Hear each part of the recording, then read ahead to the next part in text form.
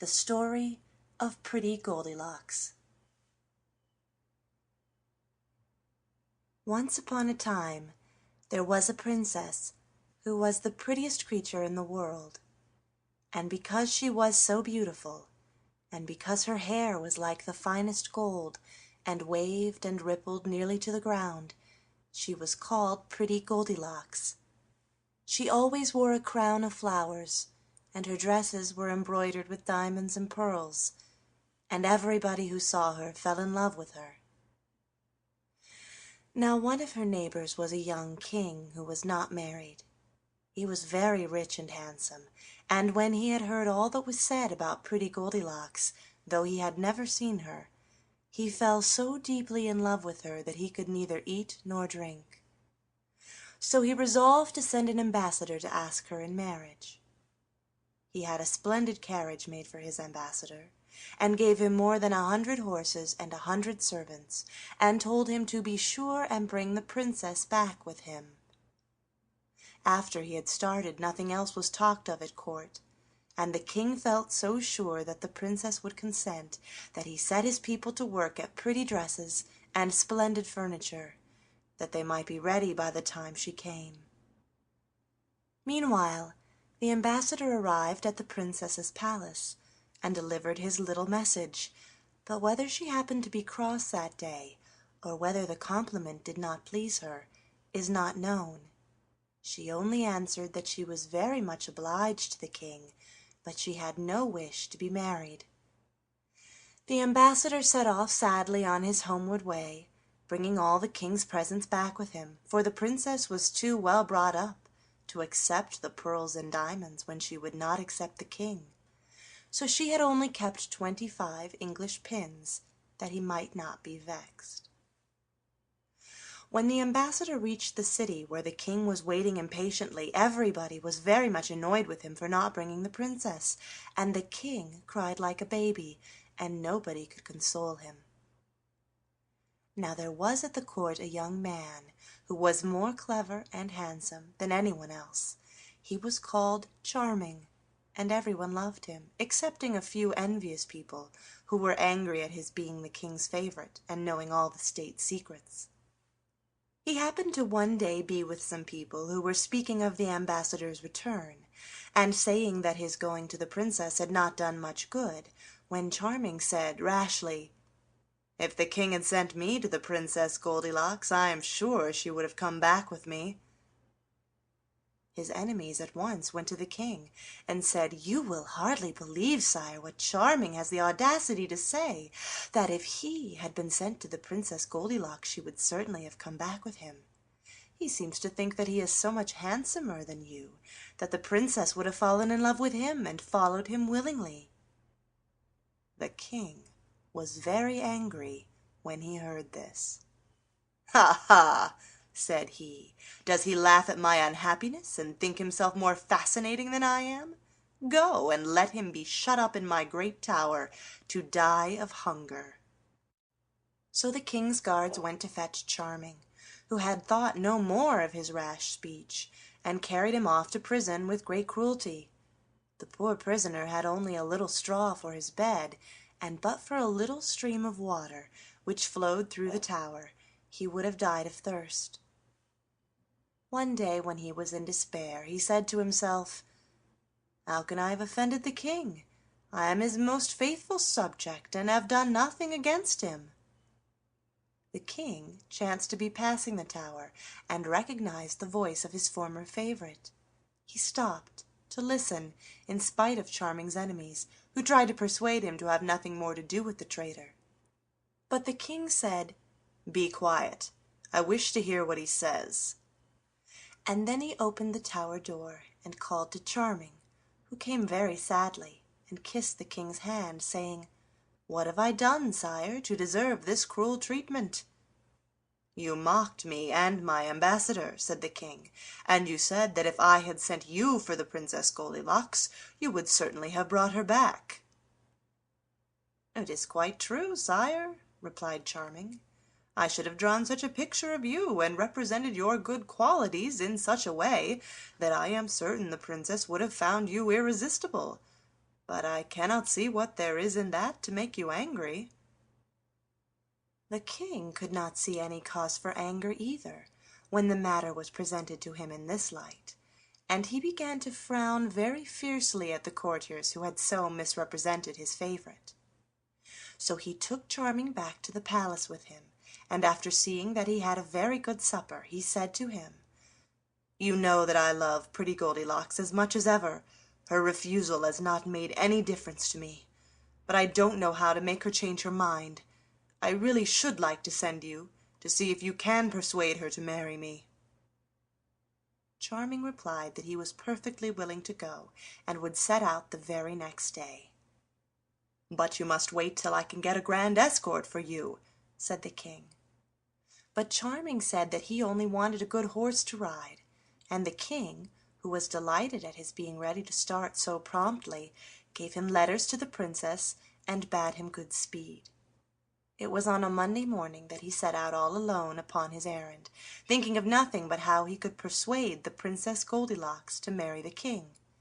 He had a writing book in his pocket, and whenever any happy thought struck him, he dismounted from his horse and sat down under the trees to put it into the harangue, which he was preparing for the princess, before he forgot it.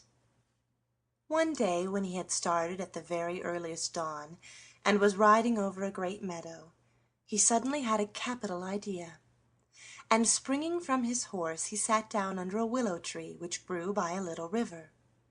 When he had written it down, he was looking round him, pleased to find himself in such a pretty place, when all at once he saw a great golden carp lying gasping and exhausted upon the grass. In leaping after little flies she had thrown herself high upon the bank, where she had lain till she was nearly dead. Charming had pity upon her, and though he couldn't help thinking that she would have been very nice for dinner, he picked her up gently and put her back into the water. As soon as Dame Carp felt the refreshing coolness of the water, she sank down joyfully to the bottom of the river. Then, swimming up to the bank quite boldly, she said, "I thank you, Charming, for the kindness you have done me. You have saved my life. One day I will repay you." So saying, she sank down into the water again, leaving Charming greatly astonished at her politeness. Another day, as he journeyed on, he saw a raven in great distress. The poor bird was closely pursued by an eagle, which would have soon eaten it up, had not Charming quickly fitted an arrow to his bow and shot the eagle dead. The raven perched upon a tree very joyfully. "Charming," said he, "it was very generous of you to rescue a poor raven. I am not ungrateful. Some day I will repay you." Charming thought it was very nice of the raven to say so, and went on his way. Before the sun rose, he found himself in a thick wood, where it was too dark for him to see his path, and here he heard an owl crying as if it were in despair. "Hark!" said he, "that must be an owl in great trouble. I am sure it has gone into a snare." And he began to hunt about, and presently found a great net which some bird-catchers had spread the night before. "What a pity it is that men do nothing but torment and persecute poor creatures which never do them any harm," said he, and he took out his knife and cut the cords of the net, and the owl flitted away into the darkness, but then, turning, with one flicker of her wings, she came back to Charming and said, "It does not need many words to tell you how great a service you have done me. I was caught. In a few minutes the fowlers would have been here. Without your help I should have been killed. I am grateful, and one day I will repay you." These 3 adventures were the only ones of any consequence that befell Charming upon his journey, and he made all the haste he could to reach the palace of the Princess Goldilocks. When he arrived he thought everything he saw delightful and magnificent. Diamonds were as plentiful as pebbles, and the gold and silver, the beautiful dresses, the sweetmeats and pretty things that were everywhere quite amazed him. He thought to himself, "If the princess consents to leave all this and come with me to marry the king, he may think himself lucky." Then he dressed himself carefully in rich brocade, with scarlet and white plumes, and threw a splendid embroidered scarf over his shoulder, and looking as gay and as graceful as possible, he presented himself at the door of the palace, carrying in his arm a tiny pretty dog, which he had bought on the way. The guards saluted him respectfully, and a messenger was sent to the princess to announce the arrival of Charming as ambassador of her neighbor the king. "Charming," said the princess. "The name promises well. I have no doubt that he is good-looking and fascinates everybody." "Indeed he does, madam," said all her maids of honor in one breath. "We saw him from the window of the garret where we were spinning flax, and we could do nothing but look at him as long as he was in sight." "Well, to be sure," said the princess, "that's how you amuse yourselves, is it? Looking at strangers out of the window? Be quick, and give me my blue satin embroidered dress, and comb out my golden hair. Let somebody make me fresh garlands of flowers, and give me my high-heeled shoes and my fan, and tell them to sweep my great hall and my throne, for I want everyone to say I am really Pretty Goldilocks." You can imagine how all her maids scurried this way and that to make the princess ready, and how in their haste they knocked their heads together and hindered each other till she thought they would never have done. However, at last they led her into the gallery of mirrors, that she might assure herself that nothing was lacking in her appearance, and then she mounted her throne of gold, ebony, and ivory, while her ladies took their guitars and began to sing softly. Then Charming was led in, and was so struck with astonishment and admiration that at first not a word could he say, but presently he took courage and delivered his harangue, bravely ending by begging the princess to spare him the disappointment of going back without her. "Sir Charming," answered she, "all the reasons you have given me are very good ones, and I assure you that I should have more pleasure in obliging you than anyone else. But you must know that a month ago, as I was walking by the river with my ladies, I took off my glove, and as I did so a ring that I was wearing slipped off my finger and rolled into the water. As I valued it more than my kingdom, you may imagine how vexed I was at losing it, and I vowed never listen to any proposal of marriage unless the ambassador first brought me back my ring. So now you know what is expected of you, for if you talked for 15 days and 15 nights, you could not make me change my mind." Charming was very much surprised by this answer, but he bowed low to the princess and begged her to accept the embroidered scarf and the tiny dog he had brought with him. But she answered that she did not want any presents, and that he was to remember what she had just told him. When he got back to his lodging he went to bed without eating any supper, and his little dog, who was called Frisk, couldn't eat any either, but came and lay down close to him. All night Charming sighed and lamented. "How am I to find a ring that fell into the river a month ago?" said he. "It is useless to try. The princess must have told me to do it on purpose, knowing it was impossible." And then he sighed again. Frisk heard him, and said, "My dear master, don't despair. The luck may change. You are too good not to be happy. Let us go down to the river as soon as it is light." But Charming only gave him 2 little pats, and said nothing, and very soon he fell asleep. At the first glimmer of dawn Frisk began to jump about, and when he had waked Charming they went out together, first into the garden, and then down to the river's brink, where they wandered up and down. Charming was thinking sadly of having to go back unsuccessful, when he heard someone calling, "Charming! Charming!" He looked all about him, and thought he must be dreaming, as he could not see anybody. Then he walked on, and the voice called again, "Charming! Charming!" "Who calls me?" said he. Frisk, who was very small and could look closely into the water, cried out, "I see a golden carp coming."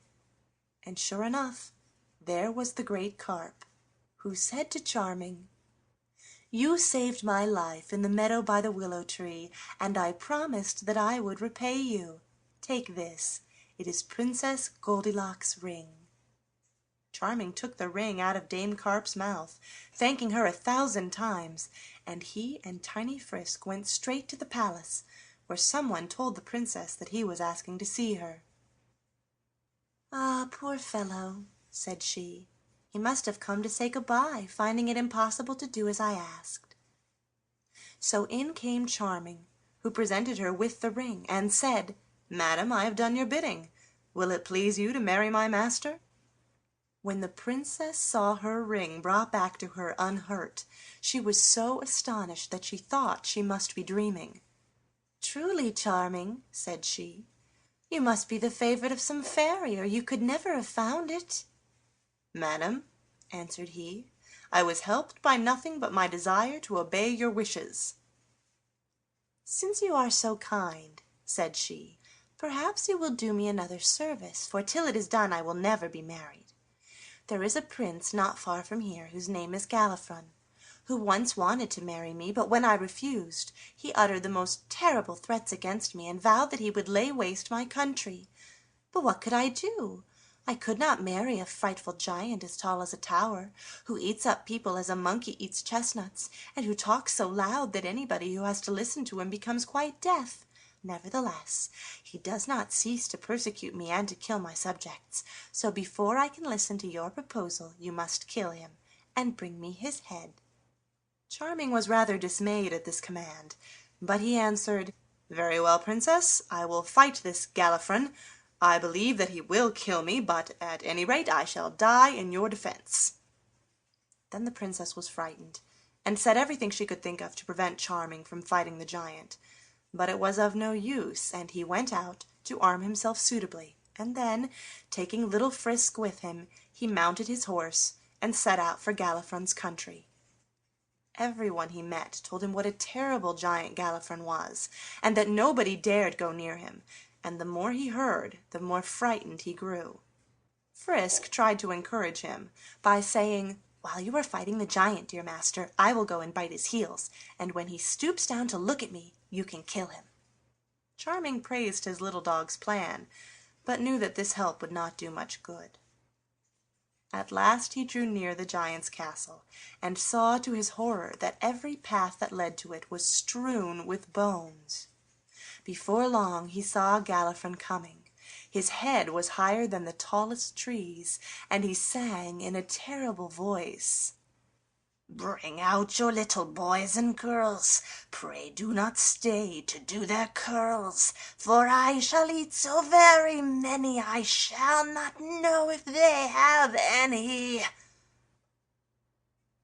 Thereupon Charming sang out as loud as he could to the same tune, "Come out and meet the valiant Charming, who finds you not at all alarming.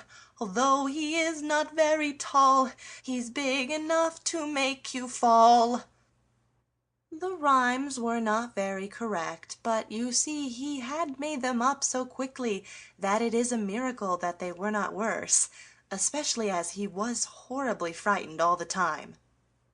When Galifron heard these words he looked all about him, and saw Charming standing sword in hand.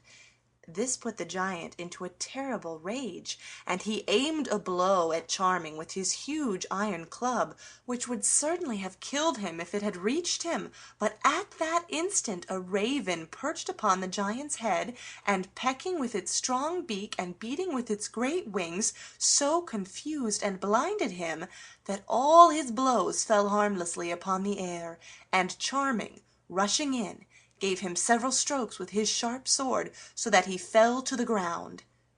Whereupon Charming cut off his head before he knew anything about it, and the raven from a tree close by croaked out, "You see, I have not forgotten the good turn you did me in killing the eagle. Today I think I have fulfilled my promise of repaying you." "Indeed, I owe you more gratitude than you ever owed me," replied Charming. And then he mounted his horse and rode off with Galifron's head. When he reached the city, the people ran after him in crowds, crying, "Behold the brave Charming who has killed the giant!" And their shouts reached the princess's ear, but she dared not ask what was happening, for fear she should hear that Charming had been killed. But very soon he arrived at the palace with the giant's head, of which she was still terrified, though it could no longer do her any harm. "Princess," said Charming, "I have killed your enemy. I hope you will now consent to marry the king my master." "Oh dear, no," said the princess, "not until you have brought me some water from the gloomy cavern.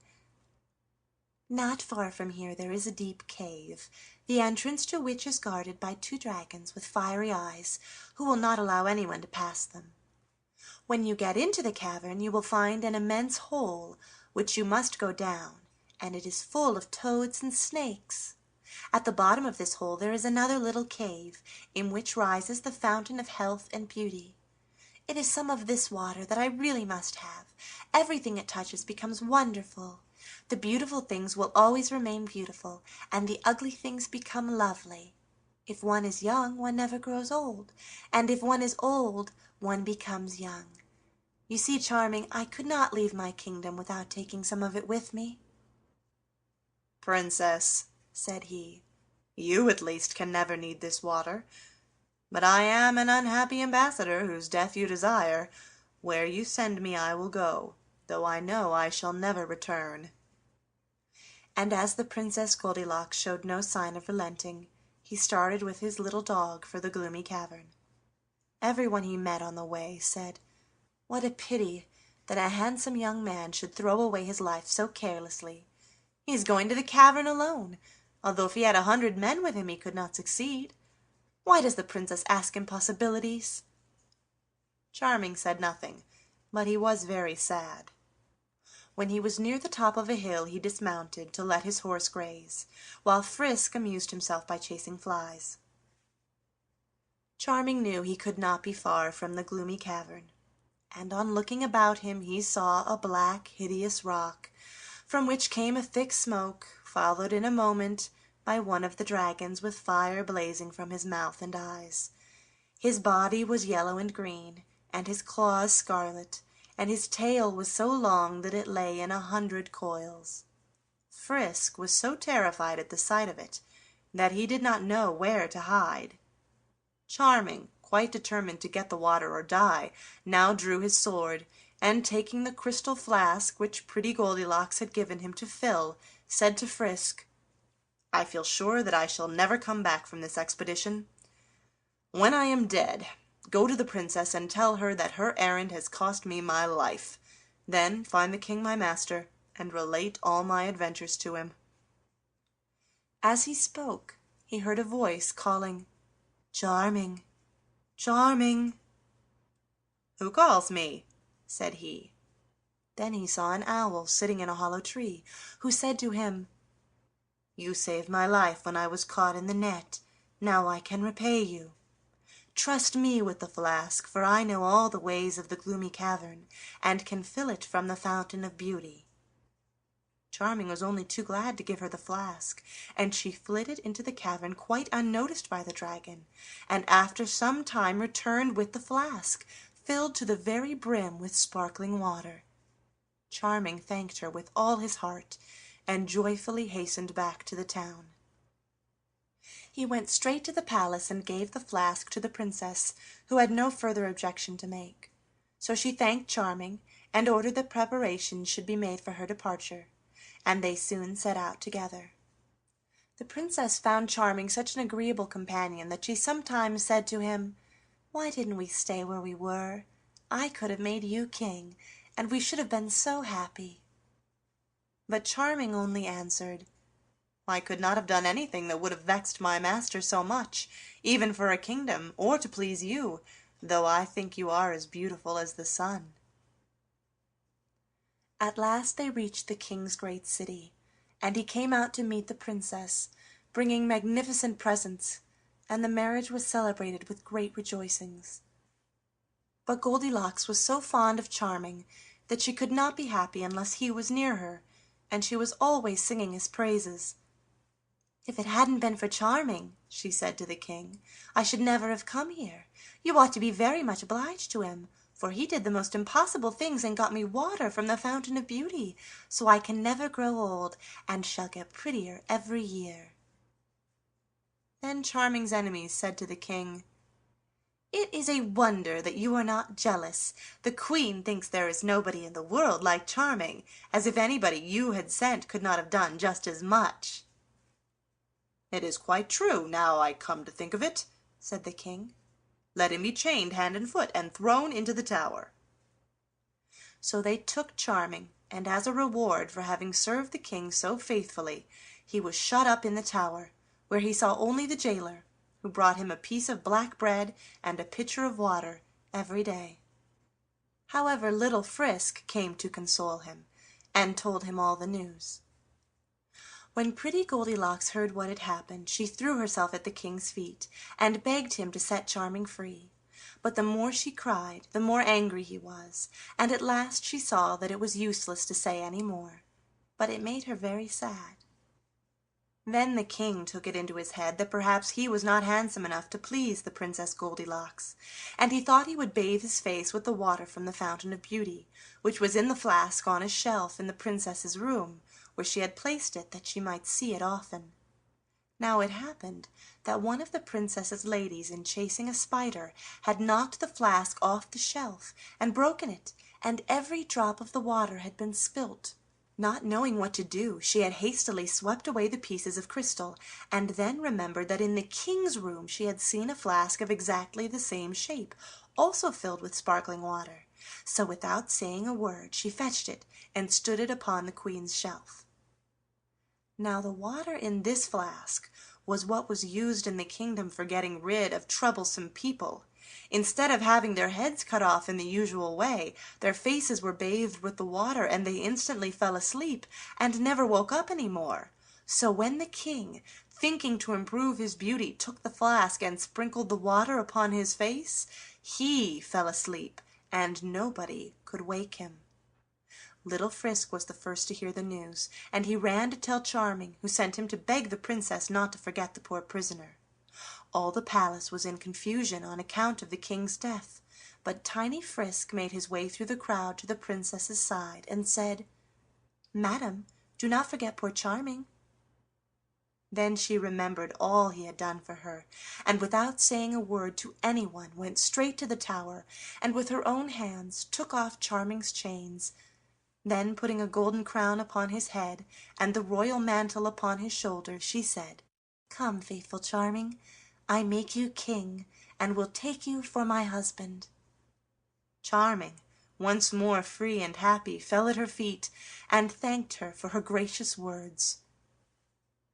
Everybody was delighted that he should be king, and the wedding, which took place at once, was the prettiest that can be imagined, and Prince Charming and Princess Goldilocks lived happily ever after. Madame d'Aulnoy. End of the Story of Pretty Goldilocks.